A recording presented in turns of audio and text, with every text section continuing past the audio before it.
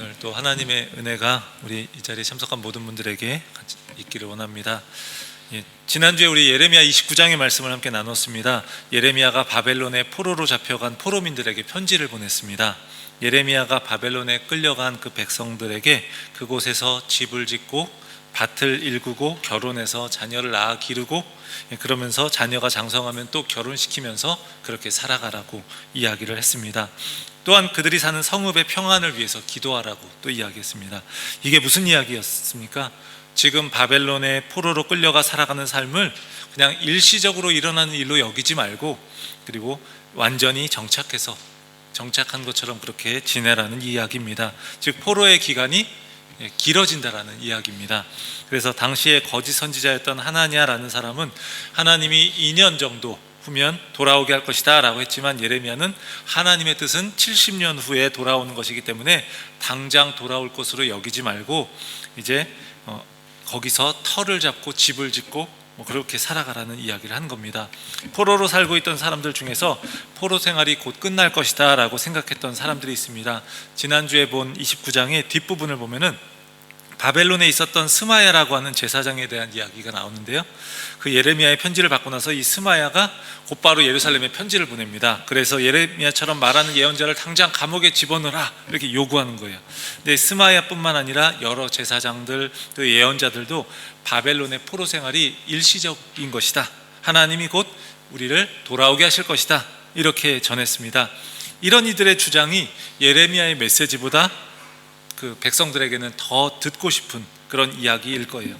우리나라가 지금 포로 생활을 하고 있지만 곧 돌아오게 될 것입니다 하는 그런 이야기와, 우리나라가 포로가 되었는데 돌아오려면 아직 멀었으니까 거기서 집 짓고 농사 짓고 결혼해서 자녀를 낳고 기르면서 사십시오 라고 하는 말은요, 어느 쪽이 더 듣기 좋은 말인지 굳이 말할 필요가 없습니다.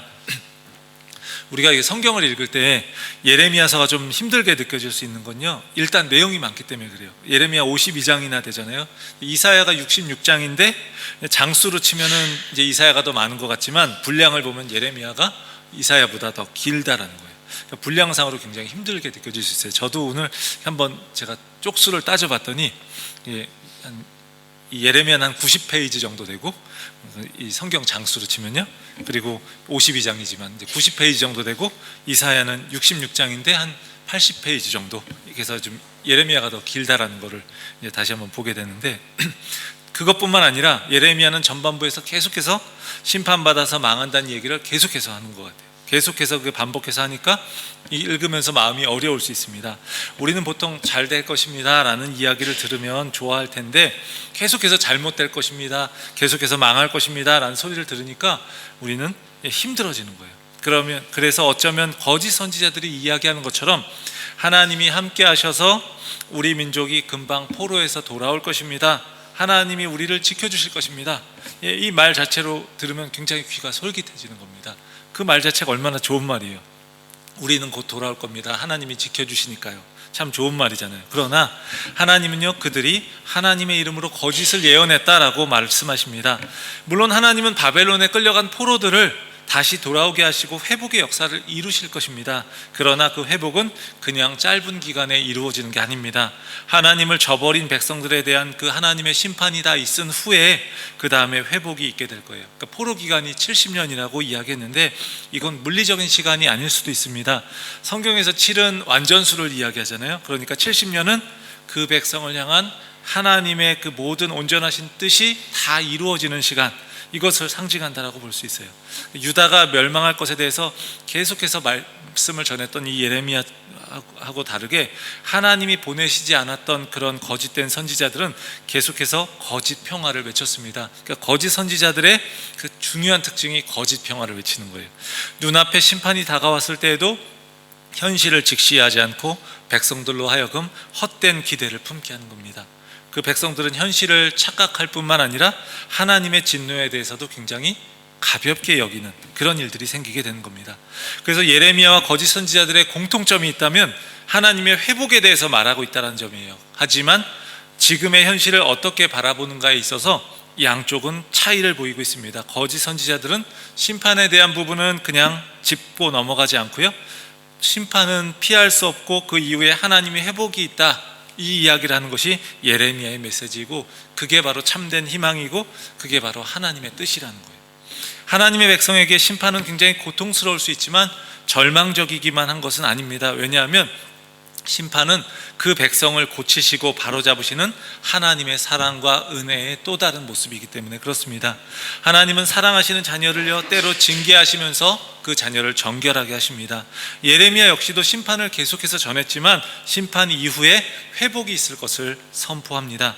바벨론에 있는 포로들을 향해서 그 땅에 완전히 정착하여 살라고 권면했던 예레미야의 편지가 이제 하나님이 행하실 구원에 대한 약속의 말씀으로 이제 이어집니다. 그래서 예레미야 30장부터 33장까지의 말씀을 위로의 책이라고 이야기를 해요. 위로의 책. 하나님께서 지금 그 백성을 어떻게 구원하실지에 대해서 기록하라고 이제 말씀하십니다. 그래서 30장에서 포로들이 돌아올 것이다 라는 이 희망의 약속으로 말씀이 시작됩니다. 2절을 보면요, 하나님께서 예레미야에게 회복의 말씀을 책에 기록하라 이렇게 명령하셔요. 이스라엘의 하나님 여호와께서 이와 같이 말씀하여 이르시기를 내가 내게 일러준 모든 말을 책에 기록하라. 당시는요, 이제 우리는 지금 책이 있지만 많지만 구전 문화였기 때문에 말을 입에서 입으로 전해주는 거예요. 말씀을. 그게 기본인데 이제 기록할 것을 말씀하시는 거예요. 이것은 이제 기록된 내용에 대해서 이게 확실한 것이고 변하지 않을 것이다 라는 것을 보여주기 위함입니다. 그 기록의 내용이 무엇일까요? 3절을 보면 이렇게 이야기해요. 여호와의 말씀이니라. 보라, 내가 내 백성 이스라엘과 유다의 포로를 돌아가게 할 날이 오리니 내가 그들을 그 조상들에게 준 땅으로 돌아오게 할 것이니 그들이 그 땅을 차지하리라. 그리고 여호와께서 말씀하시니라. 앞부분은 여호와의 말씀이니라, 그리고 뒷부분은 여호와께서 말씀하시니라. 그리고 그 사이에 하나님이 말씀하신다는 그 말이 앞뒤를 이렇게 감싸고 있고요, 그 가운데 내용에 대해서 하나님의 이 강력한 의지를 보여주고 있는 거예요. 이 하나님이 말씀하시고 하나님이 말씀하시고 이 사이에 있는 내용, 이것을 하나님이 그렇게 강하게 의지를 보여주시는 거죠. 하나님의 의지를. 그래서 그 가운데 내용은 하나님께서 이스라엘과 유다의 포로를 돌아가게 할 날이 올 것이다 라는 거예요. 포로들이 해방되어 돌아온 것은 백성들이 뭔가 투쟁을 해서 얻은 것도 아니고요, 국가에서 외교를 잘했기 때문에 얻은 것도 아닙니다. 국제 정세가 원하는 대로 잘 흘러가서 바벨론의 힘이 약해져서 그런 것도 아닙니다. 약속을 이루시는 하나님의 그 강력한 의지 때문에 그런 거예요. 이렇게 심판 이후에 이루어질 회복에 대해서 예레미야 선지자는 명확하게 이야기를 하는 거예요. 이 심판 이후에 이루어질 회복이 명확하게 보증되는 겁니다. 여호와의 말씀이니라, 하나님께서 말씀하시니라. 그 사이에 있는 이 내용이. 그렇지만 이 희망적인 약속이 지금 당장 이루어지는 건 아니라는 데 있어요. 문제는 고통의 시간들을 지나가야 하는 겁니다. 4절에서 7절까지의 내용을 보면요, 무서운 징벌들에 대해서 이야기하셔요. 평화 대신 두려움과 공포가 사람들을 사로잡을 거고요, 그리고 남자들이 마치 해산하는 여인처럼, 출산하는 여인처럼 얼굴이 새파랗게 질렸습니다. 그리고 환난의 날과 슬픔의 날이 임할 것이다 라고 이야기해요. 하지만 이런 심판으로 인한 재난을 거치고 나면 하나님이 그들을 구원하실 것이다, 이렇게 말하고 있는 거예요. 분명히 심판으로 인한 고통의 때가 있어요. 그렇지만 그때가 지나가면 하나님의 구원으로 인해서 새로운 날이 이를 거라는 거예요. 어두운 날이 있으면 이제는 또 밝은 날도 있을 거라는 겁니다. 근데 이것은 그냥 막연히 이 또한 지나가리라 해서 저절로 오는 그런 게 아니라 자신의 백성을 구원하시고 회복하시는 하나님, 그 백성과 맺은 언약을 기억하시는 그 신실하신 하나님의 은총으로 오게 되는 겁니다. 하나님께서는요, 바벨론의 멍에를 꺾고 그 포박을 끊어버리신다라고 해요. 멍에와 포박은 자유를 잃어버린 그 포로의 모습을 아주 잘 보여주지 않습니까? 그런 그들을 해방시킨다는 거예요. 그 목적은 무엇이죠? 그냥 그들을 불쌍해서 그런 게 아니라 하나님을 올바로 섬기고 하나님이 세우신 그 왕과 더불어 새로운 삶을 살아가는 것, 그것을 위해서, 새로운 백성으로 살기 위해서 하나님이 그들을 풀어주신다는 거예요. 과거의 죄악된 삶은 이제 지워버려야 하는 겁니다. 그래서 10절, 11절의 내용이 바로 30장의 핵심적인 내용이라고 할 수 있습니다. 우리 이거 같이 한번 읽어보겠습니다. 여호와의 말씀이니라. 그러므로 나의 종 야곱아, 너는 두려워하지 말라. 이스라엘아, 놀라지 말라. 내가 너를 먼 곳으로부터 구원하고 내 자손을 잡혀가 있는 땅에서 구원하리니 야곱이 돌아와서 태평과 안락을 누릴 것이며 두렵게 할 자가 없으리라. 이는 여호와의 말씀이라. 내가 너와 함께 있어 너를 구원할 것이라. 너를 흩었던 그 모든 이방을 내가 멸망시키리라. 그럴지라도 너만은 멸망시키지 아니하리라. 그러나 내가 법에 따라 너를 징계할 것이요 결코 무죄한 자로만 여기지는 아니하리라.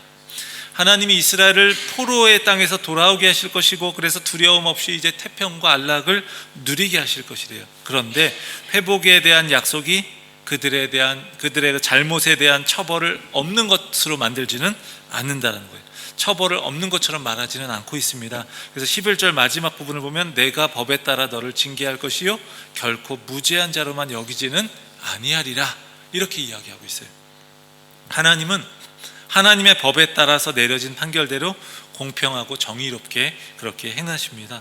하나님은 사랑과 은혜로 포로가 되어서 처참한 상태에 있던 이스라엘을 회복시키십니다. 하지만 동시에 하나님의 정의 역시 살아있는 거예요. 그래서 유다 백성들이 자신의 죄로 인해서 겪어야 될 징계를 겪어야 한다는 거죠.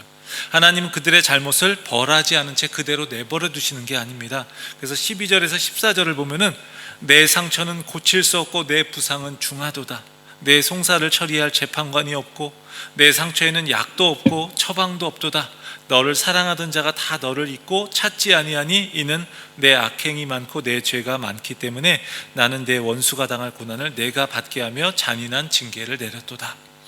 하나님의 은혜 가운데 있는 백성이 하나님께 징계를 받는 건요 이상한 일이 아니라는 거예요.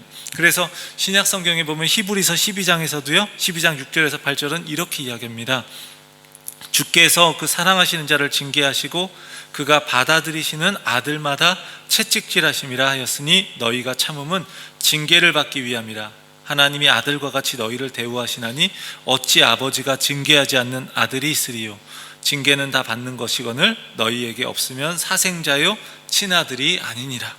이렇게 이야기해요. 그러니까 자신의 자녀라면요 잘못할 때 징계하게 돼 있어요. 그래서 잘못된 길로 가는데 그렇게 하도록 그냥 놔두지 않습니다. 뭐 그냥 간단하게 우리 생각해 보면요, 옆집 아이가 공부를 너무 안 해가지고 점수가 형편없어요. 물론 점수가 나쁠 수도 있지만 이거는 그냥 노력했는데 안 된 게 아니라 노력을 자체를 안 해서 형편없이 점수가 안 나왔어요. 옆집 아이가 점수가 형편없다고 막 우리 이제 그러니까 혼내거나 그러나요? 내 아이가 성적이 그렇게 안 나오면 공부 안 한다라고 야단도 치고 하는데, 옆집 아이가 성적이 안 좋으면요 우리는 혼내지 않습니다. 뭐라고 이야기하죠? 그럴 때 보통 건강하고 튼튼하게 자라면 되는 거지, 이렇게 이야기합니다. 다른 말로 표현하면 이게 무슨 이야기예요? 이게 난 너한테 관심 없다, 이런 이야기입니다. 예, 그게 그런 거예요. 다른 아이가 그렇게 할 때, 다른 아이가 그렇게 할 때는 그렇게 이야기해요. 그래, 건강하게 튼튼하게 자라면 되지, 좋은 말로 이야기하는 거예요. 그렇지만 난 너에게 별로 관심 없고, 이런 이야기예요. 그 다른 말로 하면 심판 이후의 회복이라고 해서요 그저 평안만 있는 게 아니라는 거예요. 2주 전에 우리 시편 51편의 말씀을 함께 나누면서요, 다윗이 자신의 그 충직한 부하였던 우리아의 아내 바세바와 간음을 하고 그래서 그것을 숨기기 위해서 우리아를 전쟁터에서 죽게 했던 이야기를 했었습니다. 그 자신의 권력을 마음대로 휘둘러서 남의 아내를 빼앗고 그 남편을 전쟁터에서 죽게 했던 그 다윗이 하나님께서 보낸 나단 선지자의 책망을 듣고 즉시 회개했습니다. 그러면 다 끝난 건가요? 하지만 다윗 역시도 죄의 결과로 인해 생긴 일들을 피할 수가 없었습니다. 하나님과의 관계는 회복이 되었어요. 그렇지만 그 이후에 다윗은 자신의 그 죄의 씨앗이 뿌린 그 많은 결과들로 인해서 고통을 당하기도 했어요. 하나님은 포로된 유다 백성들을 회복시키시는데 그분의 정의 역시도 살아있다는 겁니다. 유다 백성들이 상처로 인한 고통이 심하다고 부르짖지만 그것은 그들의 죄악으로 인한 결과였습니다. 하나님은 그에 대한 합당한 징계를 내리시는데 그것은 그들을 정결하게 하기 위함이에요. 그들을 버리신 게 아니라 그들을 자녀로 여기시고 사랑하기 때문에 그렇게 하신 겁니다. 징계는 그 범죄한 이스라엘을 고치고 회복하시는 그 과정인 겁니다. 그래서 필요한 겁니다. 우리가 상처가 곪아 있는데요, 겉으로만 약을 발라주는 것보다 아프더라도 그 안에 있는 고름을 없애야지 상처가 완전히 낫는 겁니다.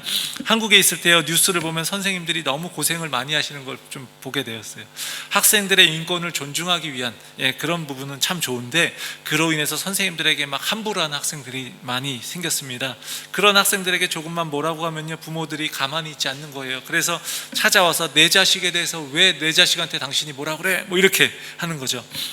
왜 그래서 내 아이의 길을 죽이는 겁니까? 이렇게 막 하는 거예요. 그러면서 선생님에게 굉장히 무례하게 하고, 그래서 상처를 주기도 하고, 그로 인해서 선생님이 죽기도 하는 일들이 있었어요. 자녀가 그걸 보고 무엇을 배우게 될까요? 저는 그것을 보면서요, 빗나간 자식 사랑이라고 부르고 싶습니다. 왜 그렇습니까? 사랑하긴 하는데 정의가 빠져 있는 겁니다. 내 자식이 귀한 건 아는데 잘못했을 때 잘못했다고 하는 것, 이게 바로 정의라는 거예요. 정의가 빠져 있는 사랑은요, 그저 빗나간 사랑, 잘못된 사랑입니다. 그런데 하나님은요, 하나님의 사랑은 그런 정의가 빠진 빗나간 사랑이 아니라는 거예요. 하나님의 사랑은요, 그 죄를 지었을 때, 하나님의 사랑은 죄를 지었을 때 벌을 받아야 하는 거예요. 그런데 벌을 주시고도 그 마음이 너무나 아프신 겁니다. 그분은 우리의 아버지이시기 때문에 그래요. 그래서 자녀를 혼내면 부모의 마음이 더 아프잖아요. 그런 것처럼 하나님도 그렇게 벌을 주시지만 마음이 너무 아픈 겁니다. 그래서 불쌍히 여기시고, 아유 불쌍한 것 하면서 다시 안아주시고 받아주시는 거예요. 그런 하나님의 궁극적인 사랑이 무엇을 통해서 나타났죠? 그게 나타난 것은요, 예수 그리스도의 십자가입니다. 죄 없으신 자신의 아들 예수 그리스도에게 모든 죄를 전가시켜서 우리의 죄를 다 용서해 주셨어요. 그래서 우리는 예수 그리스도의 십자가를 보면서 하나님의 사랑을 깨닫고 확신하게 되는 겁니다. 내가 살아가면서 내가 원하는 것들을 다 이루어 주셨기 때문에 그런 게 아니라, 때로 그런 것들이 이루어지지 않을 때도 있고 내 삶에 이해되지 않는 일들이 많이 일어나기도 하지만, 예수 그리스도의 십자가를 보면서 우리는요, 하나님이 나를 사랑하시는구나 하는 것을 알게 되는 겁니다. 하나님은 이제 그렇게 그 백성들을 사랑하시는 거예요. 혼돈내시지만, 그렇지만 또 품어주시기도 하는 거예요. 혼내신 후에 그들을 구해주시는 거예요. 하나님은 이제 실현의 시간이 끝날 걸 말씀하셔요. 죄악으로 인해서 적들에게 사로잡히고 고통을 겪었지만, 이제 하나님께서 적들을 치시고 친히 그 백성들의 상처를 고치셔서 새살이 돋아나게 하시고 그들을 고치신다라고 하고 있어요. 하나님의 징계는 하나님이 그들을 미워하시기 때문에 쏟아내는 그런 분노가 아니라, 큰 병에 걸린 자기 백성들, 자기 자녀들을 고치시고 새롭게 하시는 하나님의 은혜이고 사랑입니다. 그래서 18절부터 24절까지는 하나님이 뜻하신 걸 이루시는 것에 대한 이야기가 나와요. 그게 무엇이죠? 그들을 회복시키는 겁니다. 하나님이 포로들을 돌아오게 하시면서 이제 새로운 역사가 시작되는 겁니다. 포로에서 돌아온 그 백성들이 이제 폐허가 된 언덕 위에 성읍을 짓게 될 것이다. 그리고 궁궐도 다시 제자리에 세울 것이다. 이렇게 이야기를 해요. 그러니까 그림으로 생각하면 좋을 것 같아요. 막 폐허가 된 곳을 생각해 보시고, 그 다음에 거기에 막 이제 언덕에 성읍들이 지어지고 이런 것들이, 뭐 건물들이 지어지는 것들, 사람들이 사는 것들을 한번 머릿속으로 그려보시기 바랍니다. 이게 회복을 이야기하는 거예요. 19절을 보면요, 이렇게 이야기해요. 그들에게서 감사하는 소리가 나오고 즐거워하는 자들의 소리가 나오리라. 내가 그들을 번성하게 하리니 그들의 수가 줄어들지 아니하겠고, 내가 그들을 존귀하게 하리니 그들은 비천하여지지 아니하리라. 일상의 소음이 그쳐서 삭막했던 거리에 이제 감사의 소리, 즐거워하는 자들의 소리가 다시 터져나오게 될 것이라는 그런 말을 하고 있는 거예요. 사실 우리가 살아가는 일상은요, 굉장히 평범하지만 굉장히 중요합니다. 저희 집만 해도 그렇습니다. 오늘부터 아이들이 이제 다시 개학을 했어요. 그러니까 아침에 깨우고요, 일어나기 싫어가지고 막 짜증을 내기도 하고, 학교 가기 싫다라고 하기도 하고, 그러면서 또 빨리 일어나라고 또 깨우고, 그래요. 그러면서 그렇긴 하는데, 또 학교에 또 가서 보면 또 아이들이 막 노는 소리가 또 시끌벅적합니다. 이게 참 좋은 거예요. 우리 주일날 교회에서 우리 어린이들이 잔디밭에서 공도 차고 시끄럽게 노는 모습, 교회에서 조용하고 경건해야지 시끄럽게 노는 게 맞아, 이러지 않잖아요. 우리 이 아이들이 시끄럽게 노는 모습이 굉장히 교회가 살아있는 것 같고 굉장히 좋은 모습이잖아요. 일상이 이렇게 굉장히 중요한 겁니다. 이게 없다고 생각하면 굉장히 삭막한 거예요. 한국에서 보면요, 아이들이 학교 갔다가 학원에 갔다가 막 계속 학원을 돌다 보면요, 밤늦게 와서 놀이터에 아이들이 없다라는 이야기가 있어요. 100% 그런 건 아니어도 제가 어릴 때에 비하면 그 놀이터에 그 아이들이 많이 줄어든 건 사실입니다. 그러니까 굉장히 이게 좀 요즘 분위기가 별로 좋지 않은 거죠. 일상이 좀 살아있지 않은 모습, 뭔가 예전하고 좀 달라진 모습, 그래요. 그러니까 전에 이제 이런 목사님이 계셔요. 또 이제 그분이 이제 사모님이 쓰러지셔서 의식을 회복하지 못하시면서 목회를 하는데요. 이제 그 이야기를 한 적이 있어요. 이제 다른 이야기입니다, 이거. 근데 이제 장모님께서 와서 같이 도와주시고 하시면서 많이 이렇게 애를 쓰셨어요. 그런데 어느 날 목사님 마음 가운데 이런 생각이 들었다고 해요. 우리 가족들 힘으로 이제는 스스로 돌봐야겠다. 그래서 장모님께 다시 이제 돌아가시라고 저기 처가로 돌아가시도록 말씀을 드렸대요. 굉장히 막 섭섭해하고 그랬었는데, 근데 가시고 나서 이런 변화가 있었다라는 이야기를 했어요. 장모님이 계실 때는 굉장히 분위기가 어두웠답니다. 계속 울면서 기도하는 소리만 집안에 가득했고 다들 조용하고 침묵하고 있었는데, 이제 가시고 나서 가족끼리 그게 이제 그 사모님을 돌보고 있으니까 힘은 훨씬 더 드는데 그래도 분위기는 좀 밝아졌대요. 그 울면서 기도하는 그 소리만 들리는 게 아니라 가족들이 이야기하면서 떠드는 소리, 또 웃는 소리도 좀 들리면서 뭔가 집안이 좀 달라진 느낌이었다는 거예요. 그러니까 뭐 장모님의 도움이 필요 없다 이런 의미보다, 기도하는 소리가 잘못되었다는 그런 의미보다 일상에서 웃는 소리, 이야기하면서 떠드는 소리가 정말 중요하다라는 것을 깨달았다는 거예요. 우리가 삶의 평화를 이야기할 때요, 일상을 이야기합니다. 그래서 큰 불행을 겪은 사람들의 큰 고통 중에 하나는요, 일상이 무너지게 된다는 거예요. 우리 코로나19로 인해서 많은 사람들이 힘들어했을 때 그때 일상의 소중함을 많이 깨달았잖아요. 그때 회복이라는 것은 그저 우리가 좋은 옷 입고 그 좋은 집에 살고 하는 것보다 일상이 제자리를 찾는 것이 회복이라는 것을 우리는 경험했습니다. 오늘 본문도 그것을 보여주고 있어요. 유다 백성들이 회복되는 것에 대해서 말하고 있을 때 그들이 뭐 부자가 돼서 좋은 옷 입고 좋은 것을 먹고 하는 것을 말하지 않고요, 거리에서 다시 사람 사는 소리가 들리고 활기찬 소리가 들리는 것, 이것을 회복으로 이야기하고 있어요. 이렇게 하나님은 자신의 백성들을 회복시키신다는 거예요. 회복된 유다와 하나님의 관계를 22절은 이렇게 표현합니다. 너희는 내 백성이 되겠고 나는 너희들의 하나님이 되리라. 이것은 하나님과 이스라엘의 언약 관계를 보여주고 있는 거예요. 하나님이 이스라엘을 출애굽시키시고 그 백성들과 언약을 맺을 때 하신 말씀이에요. 하나님은 이스라엘과 언약을 맺으십니다. 먼저 그들을 건져내신 다음에 자유를 주신 후에 언약을 맺으십니다. 그러니까 항상 하나님과 맺는 언약은요, 먼저 베푸시는 하나님의 은혜가 있는 거예요. 네가 뭘 잘하면 넌 나와 내 백성이 되는 거야, 내 자녀가 되는 거야, 이게 아니라 먼저 하나님이 은혜를 베푸시고 그 다음에 우리와 언약을 맺으시는 거예요. 나는 너의 하나님이고 너희는 나의 백성이야, 너희는 나의 자녀야 라고 말씀하시는 거예요. 하나님은 순종을 조건으로 은혜를 베푸시는 게 아닙니다. 은혜를 먼저 베푸시고 자신의 백성을 구원하신 후에 언약을 맺으시고 하나님의 길을 따라서 걸어가라, 그 은혜를 경험한 백성답게 하나님의 자녀답게 살아가라 말씀하시는 겁니다. 하나님께서 포로된 백성들을 돌아오게 하시고 회복을 약속하시는 목적은 바로 이렇게 언약 관계를 위한 것이에요. 포로에서 돌아온 것으로 그냥 끝나는 게 아니라 이제 회복된 삶으로 다시금 하나님 나라 백성으로 살아갈 것을 말하는 거예요. 그래서 21절에 하나님이 세우실 지도자가 있는데 그 특징은 하나님께 가까이 나아가는 것이다 라고 이야기해요.